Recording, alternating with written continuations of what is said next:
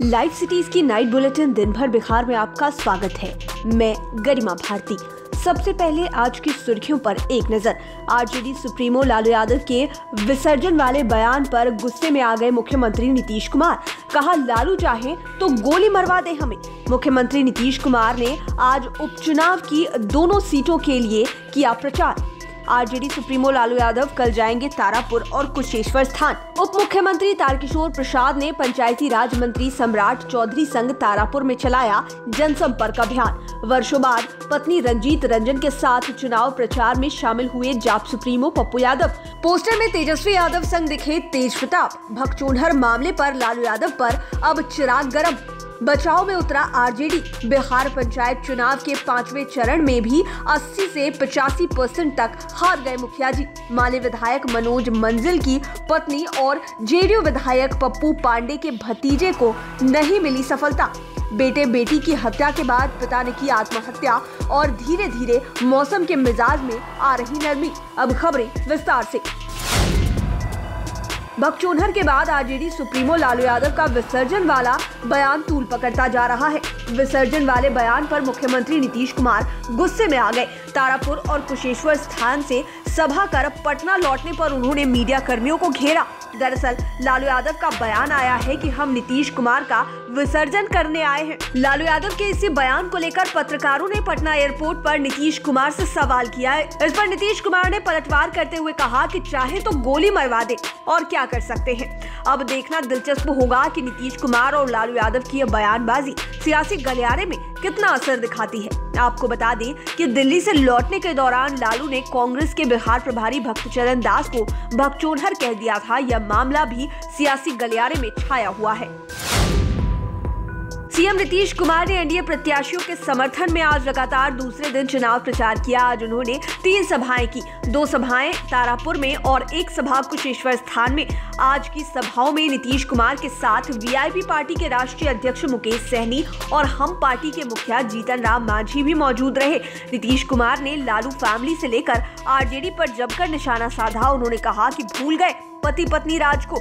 शाम के बाद लोग घरों में बंद हो जाते थे। हम लोग सत्ता में आए तो स्थिति पूरी तरह से बदल गई। हर तबके के लिए काम किया। महिलाओं को 50% आरक्षण दिया। उन्होंने कुशेश्वर स्थान से अमन भूषण हजारे और तारापुर से राजीव कुमार सिंह के लिए वोट मांगे। आरजेडी सुप्रीमो लालू यादव भी अब चुनाव प्रचार पर निकलेंगे। कल बुधवार को वे तारापुर और कुशेश्वर स्थान जाएंगे। लालू यादव लगभग 5 वर्षों के बाद किसी रैली को मंच से संबोधित करेंगे। उनका शेड्यूल कल ही फाइनल हो गया था। वे पहले तारापुर जाएंगे, इसके बाद कुशेश्वर स्थान जाएंगे।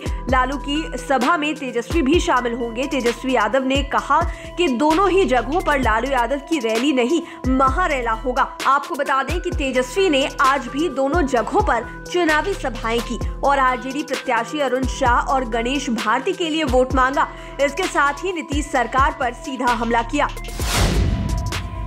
बिहार में भले ही 2 सीटों पर उपचुनाव कराए जा रहे हैं, लेकिन तारापुर हॉट सीट बना हुआ है। जेडीयू के अलावे बीजेपी के दिग्गज नेता भी यहां डेरा डाले हुए हैं। इसी कड़ी में आज एक बार फिर बीजेपी के कद्दावर नेता और डिप्टी सीएम तारकिशोर प्रसाद ने मतदाताओं के बीच जनसंपर्क अभियान चलाया।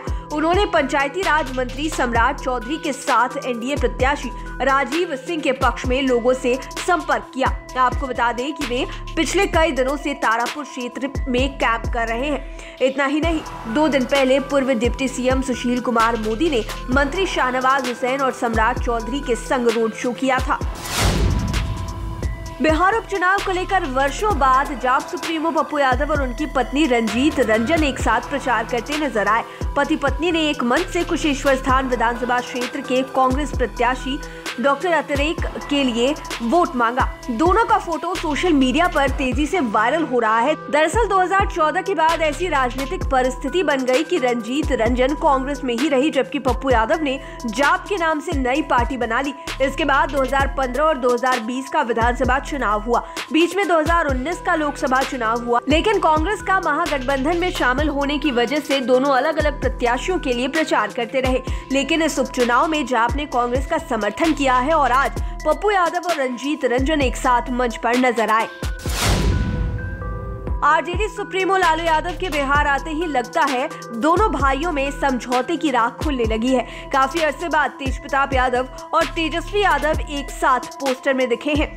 दरअसल लालू के स्वागत में आरजेडी मुख्यालय के बाहर एक बड़ा सा पोस्टर लगाया गया है। इसमें लालू मतलब बिहार और बिहार मतलब लालू लिखा हुआ है। इसी पोस्टर में लालू यादव, राबड़ी देवी और तेजस्वी यादव के साथ साथ तेजप्रताप यादव की भी तस्वीरें लगी हुई है। इससे कयास लगाए जाने लगा है कि बहुत जल्द दोनों भाइयों के बीच का विवाद खत्म हो जाएगा। भगचोनहर वाला मामला अभी थम नहीं रहा है। इस बयान को लेकर आरजेडी सुप्रीमो लालू यादव पर चौतरफा हमला शुरू हो गया है। अब जमुई सांसद चिराग पासवान ने लालू पर हमला बोला है। उन्होंने कहा कि मैं किसी को भी इस तरह के अमर्यादित शब्द कहने के पक्ष में नहीं हूं। लालू यादव का बयान दलित को ठेस पहुंचाने वाला है। उनका यह बयान पूरी अनुसूचित जातियों की भावनाओं को ठेस पहुंचाता है।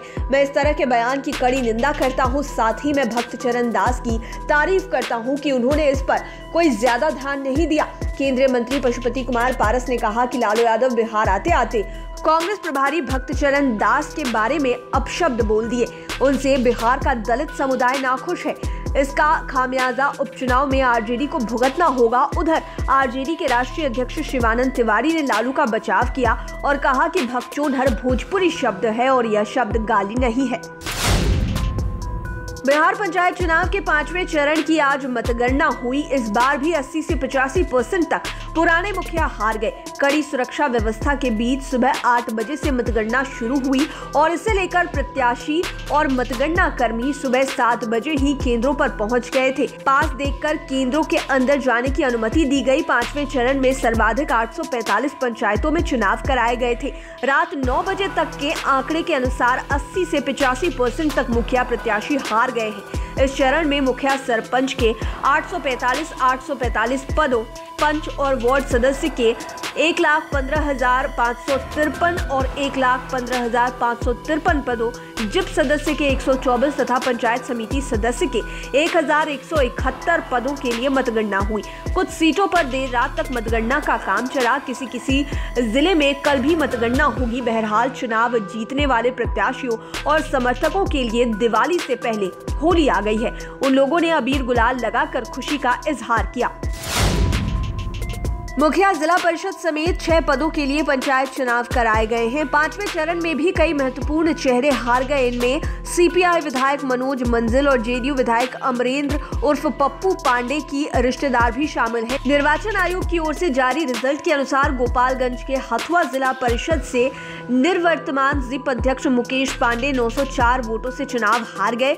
वहां से माधुरी यादव जिला पार्षद निर्वाचित हुए। मुकेश पांडे जेडीयू विधायक पप्पू पांडे के भतीजे हैं। दूसरी ओर भोजपुर के चरपोखरी ब्लॉक से विधायक मनोज मंजिल की पत्नी शीला देवी भी जिला परिषद सदस्य का चुनाव हार गई हैं। उन्हें आरती देवी ने हराया है। मनोज मंजिल वर्तमान में अगियाओं विधानसभा क्षेत्र से माले के विधायक हैं। मुजफ्फरपुर के बेनीबाद ओपी क्षेत्र में एक सनकी बाप ने अपने 2 मासूम बच्चों की गला और मुंह दबाकर हत्या कर दी, फिर खुद फांसी लगाकर जान भी दे दी। घटना की जानकारी के बाद मृतक के घर के बाहर गांव वालों की भीड़ लग गई। इसकी सूचना मिलने पर मौके पर पहुंची पुलिस ने तीनों शवों को कब्जे में लेकर पोस्टमार्टम के लिए भेज दिया। मृतकों की पहचान बल्हा गांव निवासी 37 वर्षीय दीपक कुमार राय तथा 8 साल की बेटी वाणी और 5 साल के बेटे प्रियांश के रूप में हुई है। दीपक की शादी 2011 में बबीता से हुई थी। पत्नी से अक्सर झगड़ा होते रहता था। गुस्से में पत्नी पिछले कुछ दिनों से सबों को छोड़कर मायके चली गई थी। पुलिस मामले की जांच कर रही है। मौसम के मिजाज में अब नरमी आने लगी है। धीरे धीरे पश्चिमी हवा का प्रभाव भी बढ़ने लगा है। इसमें अब सुबह और शाम को ठंड का एहसास होता है। मौसम विज्ञान केंद्र की माने तो नवंबर के पहले सप्ताह से मौसम में और अधिक बदलाव होने की उम्मीद है। दरअसल बिहार में बारिश का सिस्टम पूरी तरह से निष्क्रिय होने के बाद से अब पश्चिमी हवा का प्रवाह दिखने लगा है। साथ ही पहाड़ी क्षेत्रों में होने वाली बर्फबारी की वजह से पछुआ हवा की रफ्तार भी तेज होने लगी है। आज सुबह पटना सहित अन्य जिलों में काफी ठंडी हवाएं चलने लगी। 10 से 15 किलोमीटर प्रति घंटे की रफ्तार से बह रही हवाओं ने हल्की ठंड का एहसास कराया। ऐसे मौसम में लोगों को सावधान रहने की जरूरत है। लाइव सिटीज की नाइट बुलेटिन में फिलहाल इतना ही। खबरों की दुनिया में बने रहने के लिए हमारे चैनल को सब्सक्राइब करें। ये वीडियो फेसबुक पर देख रहे हैं तो पेज को लाइक करें, साथ ही साथ हमें ट्विटर पर जरूर फॉलो करें। धन्यवाद।